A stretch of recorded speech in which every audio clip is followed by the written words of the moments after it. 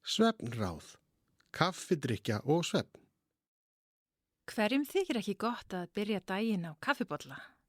Í einum kaffibolla geta verið alltaf 500 efnasambönd frá náttúrunnar hendi. Flestar rannsóknir beinast hins vegar að aðeins einu þeirra, koffíni.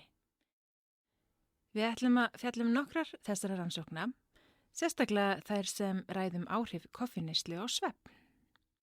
Vert er að taka fram að samkvæmt Matvælaöryggistofnun Evrópu hófleg koffíninntaka ekki ógn við heilsu manna, alltaf 200 milligrömm á dag.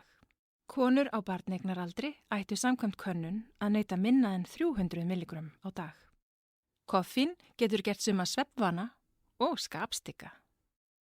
Samkvæmt rannsókn Mayo Clinic virðist vera öruggt fyrir heilbrigða fullorðna að neyta alltaf 400 milligrömm af koffíni. Það samsvarar 4 kaffibollum, 10 dósum af kók eða 2 orkudrykkjum. Koffín í duft eða vökvaformi mjög varasamt samkvæmt Matvæla- og lyfjaeftirliti Bandaríkjanna og 1 teskeið af koffíni í duftformi samsvarar hátt í 30 kaffibollum. Eru þá engir kostir við kaffi?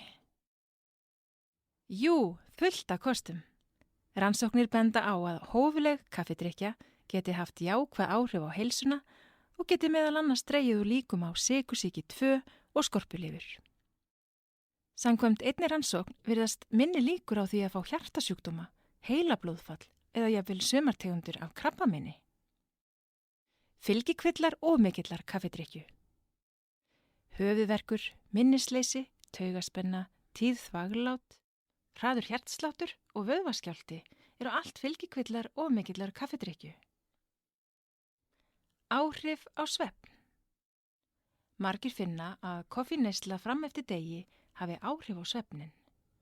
Rannsóknir sýna að ef svefnin hjá manni styttist 90 mínútur, geti það leitt til þess að einbeitingin yfir daginn sé alltaf 3/4 minni en venjulega.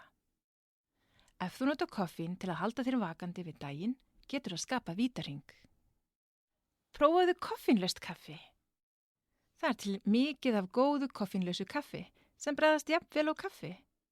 Reyndar finnst sumum það jafnvel betra vegna þess að það ekki eins beiskt. Dragðu hægt og rólega úr koffínneyslu. Þú getur til dæmis forðast koffín seint á daginn og þannig hjálparðu líkamanum að venjast minni koffínneyslu. Veldu koffínlaust jurtate. Drekktu meira af vatni. Heitt eða volgt vatn getur slegið á koffínlöngunina. Sofðu vel.